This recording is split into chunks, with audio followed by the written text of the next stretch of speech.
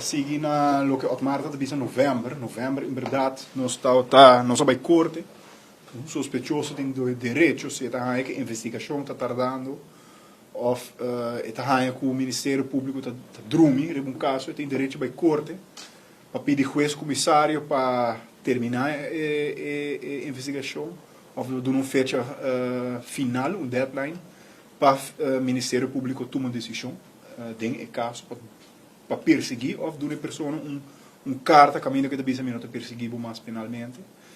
Em novembro, é tempo o Ministério Público avisa informar, e a base de esse juiz comissário não vai de acordo com as petição, fiscal avisa, Ministério Público avisa que a investigação está andando, no mês de janeiro de 2023, e do gelo está claro, e para corte daarna, dus um tempo curto, ele toma uma decisão final de caso, se está perseguido ou não.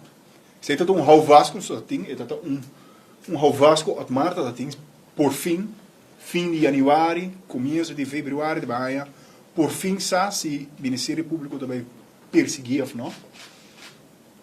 Otmar avisa, março, abril, nós, Otmar avisa, não por aguenta mais, não por guardar mais, nós fazemos um processo de novo, agora nós estamos guardando, atualmente nós estamos guardando uma decisão oficial de juiz comissário, se vai dar um deadline ou não.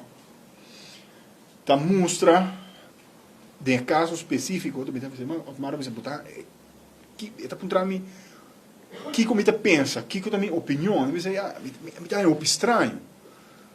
Normalmente, o Ministério Público tem um suspeito, não tem investigar, não tem perseguir a base de suspeito. A base de suspeito, não tem fazer uma investigação, não tem perseguir. A outra parte está fazendo uma investigação, para purba sacar fora um suspeito, e a base de receita vai pedir para perseguir. O mundo para o bem. Marta vai explicar, diz que é suspeito que o Tautatino começa, nada sai de fora. É Flamengo mesmo, não tem nada. Nada de jeito. Desde de 2020, Marta vai explicar, mais de jeito. Nada de começo, nada que o Tautatino que agora usar para dentro da casa de Otmar, na junho de 2020, nada de investigação.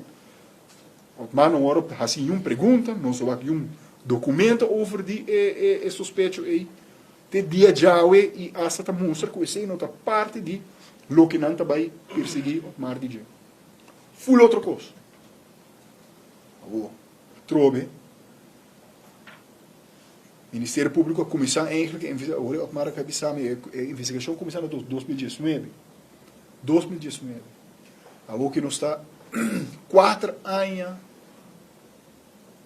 Mas leu, ainda não tem duidelijkheid.